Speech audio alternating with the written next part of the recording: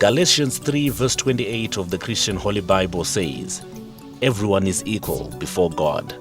But for the girl child, equality and justice have been elusive. Traditional, cultural norms and myths crafted by some chauvinists have perpetrated gender segregation, more so during hard times when the girl child is sacrificed either by being sold or forced into marriage to raise cash. In some instances, boys have been given first preference to attend school in place of the girl child. Over the years, the girl child has tried to seize every opportunity to prove that wisdom, intelligence, or leadership cannot be judged on the basis of gender. Given the opportunity, some women have proven to be better enterprising than their male counterparts. Hence, in leadership, there are notable figures like the French heroine Joan of Arc, who sacrificed her life for a better life for the poor; Florence Nightingale, pioneer of the nursing movement; Israeli First Woman Prime Minister Golda Meir; her British counterpart, the Iron Lady Margaret Thatcher; former Indian Prime Minister Indira Gandhi, who ruled the second most populous country in the world; and another Indian philanthropist and Nobel Peace Prize winner, Mother Teresa. In Zimbabwe, women also demonstrated sterling leadership through heroines like Mboya Nyanda, who led the first liberation war, and thousands others who fought side by side with their male combatants in the second liberation war that ushered in an independent and new Zimbabwe. It was though back to square one for most of the combatants and the majority of the women who could not equip and advance themselves academically, as they had to wage another war for recognition from their male counterparts in a male-dominated economic environment. In light of the plight of the woman, and knowing very well that by educating a woman one would be educating and empowering a nation, a Zimbabwean woman renowned for scaling the heights of education, Professor Hopsadza, felt the need to create a platform for fellow women to empower themselves. With fellow academic Dr. Fei Chung, they founded the Women University in Africa. What inspired me was the number of women who were walking the streets with no qualifications and without any hope of getting any qualifications. And I kept on thinking about, we've got a lost tribe here. If we are now just going to look at them and say there's no school, somebody has to provide that school. And that somebody has to be me to say, I have the wherewithal, I've been capacitated to get an education, and I can also cascade it down to these women. It was really the problem of looking at these women selling tomatoes on the streets and not making enough money, and are not going to come out of this problem of poverty. What we wanted to do is get rid of this poverty. And it is this in their psyche. They just think they were born poor and they'll die poor. And I'm saying, no, you don't have to die poor. You can die a rich woman. But when we started, we had 147 students. We have over 3,400 students, and in another year we want to come up to 4,500 students. We can afford it. The women are coming in droves saying, please, are you going to leave us alone? We have seen Eunice, she's made it good. We have seen Cynthia, she's made it good. Garika is coming up. So there is no way that I can be sitting around and not getting an education to capacitate my children, to capacitate Wazukuru wangu and so forth. I think that women will become more able to play a stronger role politically. You know, at the moment you find that in the political system, women are still not empowered enough to ensure that even their own interests are properly represented. Not to say the growing interests and development needs of the country as a whole. So I think we'd like to play a more important role in the growth and greater empowerment of women politically, economically, and socially. I think younger girls, we only have a minority of young women at the moment, but I think in the future we will want and need to have more women going through the university, more younger women, as well as what we've been doing, which is catering mainly for the middle-aged and older women who did not have a chance to do university education because of the past colonial setup. One of the key Millennium Development Goals focuses on women and equal opportunities in education for women. This is one of the key reasons why Women's University in Africa exists. So this is beyond a local or regional calling, but actually an international calling to make sure that we avail opportunities for women to come into education. So where we are as a council, we are rejoicing in the progress that Women's University in Africa has made, but we could have done a lot more.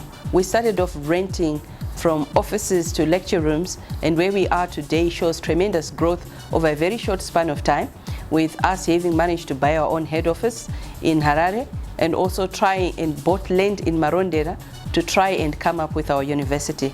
We've got a farm which is ongoing in Marondera to try and ensure that we can provide for ourselves and provide adequate resources to construct a university at that farm. In 2013, we registered a key success in acquiring the former Marondera Hotel, which has now become our Gender Development Center. And so one can easily see the progress that the Women's University has made, not only from a number of students, but also from an infrastructure development perspective. Where we are now is a critical moment where we want the Women's University brick and mortar to be in place in terms of the actual construction of the university itself. This is where we're calling upon resources and partnerships with like-minded organizations or individuals from our society locally, regionally, continentally, internationally, to partner with us to ensure that we can construct the various faculties that are required for a university. This will come in very handy to take away the resources that are going into rentals as we try and ensure that our 3,000 students are really accommodated for their lectures elsewhere in Harare and in Marondera. So the core is for corporates of Zimbabwean nature, regional nature, continent nature, but beyond Africa into the international world, so that we can fulfill indeed as a continent the Millennium Development Goal, which ensures a 50-50 equity possibility in terms of education for women and men in our society. Pro-Vice Chancellor of the university, Professor Charles Muchemwa Nerera, says even though the college will eventually move to Marondera, at least 40% of educational activities will remain in Harare, where the bulk of the students are based. This will help to alleviate travel and accommodation challenges that many students, the majority of whom are entrepreneurs and civil servants, face, as they mostly take up lessons after hours and during weekends. The 85% women and 15% men is our policy, and this is what the founders of the university, Professor Opsadza and Dr. Fei Chung, agreed from the beginning and set out as our mandate that we must produce more women in that ratio. However, over the years, when you look back at our enrollments over the last 12 years, we failed to get enough women to comprise 85%. We are not over-enrolling men, but we are under-enrolling women because there are major factors that influence how people come to university. Financing is one of them. And for finances, there isn't much we can do. We've tried to do scholarships where various organizations have been approached, and some have come to assist us to sponsor women to come to university. And it is helping us. We have managed to run around 25% men and 75% women, which is still very commendable, but our target is 85%. But over the last 12 years, the only year when there was 85%, 15% ratio was 2002 when we started. After that, it settled to its natural set of patterns in the population. Another way we are trying to increase our enrollment of women is by being very flexible with our programs. You see, most of the women we take are mature women, and time is very difficult because they have many conflicting demands. Now, for instance, family people, they have children, they have husbands and other family members, extended families, in our culture, and they have those responsibilities. They have work commitments because the women are also breadwinners, and to balance that with university education is very difficult. So what we've tried to do and continue to try to do is to make a very flexible timetable where some women and the minority male students can come during the day, can come at night during the evening up to 7:30, can come over the weekends to avoid the work commitments, and for teachers can come during the holidays. So by making the timetable flexible, we are also trying to increase the enrollment of women. Other strategies include marketing, where we approach women organizations and try to encourage them to sponsor women to come and encourage women to come to university. The Strategic Business Development and Marketing Department promotes the WUA brand within and outside the country. The university's products have become the testimony and driver of the growth of the institution. Our strategic plan runs from 2012 to 2015. Our key result area in my portfolio is resource mobilization. And some of the key functions in that plan is to ensure the infrastructure development of the university. And we require resources to then ensure that we have infrastructure at our main campus in Marondera, which is 85 kilometers from Harare. And we ensure that we then mobilize those resources either through the donor community, grant writing, and also approaching the business community, both local and international.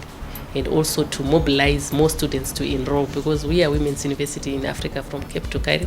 So we are ensuring that we penetrate all the countries in Africa. We have done that in Zambia, Malawi, and Namibia. And we want to ensure that maybe by 2015 we are halfway into Africa. If you are going to look at our master plan for the university, that's where the main campus is supposed to be. For our campus in Marondera, if we put the infrastructure, it means one, we can increase our faculties. Currently we have 3 faculties. We can increase, according to the plan, we are supposed to have 8 faculties by 2015, but we can't do that on rented properties. So it is key that we move to our campus in Marondera. And in terms of the charter, which is granted by the Parliament of Zimbabwe, it is actually stated in that charter that our university is supposed to be in Marondera. And it means we need to be compliant in terms of the statute that we are in Marondera, and we need to put lecture rooms, laboratories, the equipment into the laboratories for us to be able to teach. And our core faculty is the Faculty of Agriculture, which is then supported by the farm where the university is supposed to be constructed. And it means we need to put then infrastructure for the Faculty of Agriculture to move to Marondera. And it will mean that their lecture blocks, the accommodation aspect for the students, and also the laboratories for the Faculty of Agriculture to be effective in their teaching modes. Programs and degrees offered at WUA are tailor-made for both school leavers and those already at work who have a desire to academically advance themselves. Registrar Mugwise says the objective is to train, retain and promote human resources. Therefore, the doors are always open for those with an appetite for educational advancement. The major goal of the Registrar's Department is to ensure the smooth and professional running of the general administration of the university through practicing good corporate governance. All along, the university has been operating without fully fledged faculties, but we now have 2 faculties in the university, and the third one is still surrogated in one of the faculties. We have held 9 graduations so far, and this year we will be witnessing the 10th graduation of the university. In terms of enrollment, we have also increased our enrollment. We are at 3,400 students this year, and our target is to reach 4,500 students by 2015. We applied for 6 new programs, and out of the 6, 5 programs have been approved by Sinche. And we have 4 programs which are starting this year. These include bachelor's degree in accounting science. We have BSc Honours in Purchasing and Supply Management, BSc Honours in HR Management, as well as BSc in Community Development. One of the new programs on offer at WUA is the Child Sensitive Social Policies Program, a postgraduate degree program supported by UNICEF. The program has found takers in social scientists and employees in organizations dealing with children. Students come from a cross-section of society with one common goal: safeguarding the life of children. who now face various forms of abuse, some perpetrated by those closest to them. The Child Sensitive Social Policies Program is a postgrad diploma program, which is really a joint venture between the Women's University and UNICEF Zimbabwe, which is supporting this program. This program seeks to produce a steady supply of child rights experts, and these students are drawn from multiple disciplines, which makes this program actually very unique. That is its multidisciplinary nature. It appeals to students from the education sector, health, economics, social sciences. This program is also for people who are working in government, the policymakers, and those who are working with children as well. And these may be those in the NGO field, the civil society, developmental organizations. Sound corporate governance has earned respect for the university by government, the business community and non-governmental organizations, who in turn now support the university in its endeavors. Women's University is a private university. What do I mean by that? It's not sponsored by government. It's not even religious-based. In other words, it's not faith-based like SDAs at Solus, like Zayoja. It's really private. It started by Professor Hopsadza and Dr. Fei Chung. What it means then is our major source of finance is student fees. And that's the greatest challenge, because there is not much we can do using student fees alone in terms of putting up infrastructure at our Marondra campus. So we need the corporate world to come in to assist Women's University in the mobilization of fees so that we build our university in Marondra.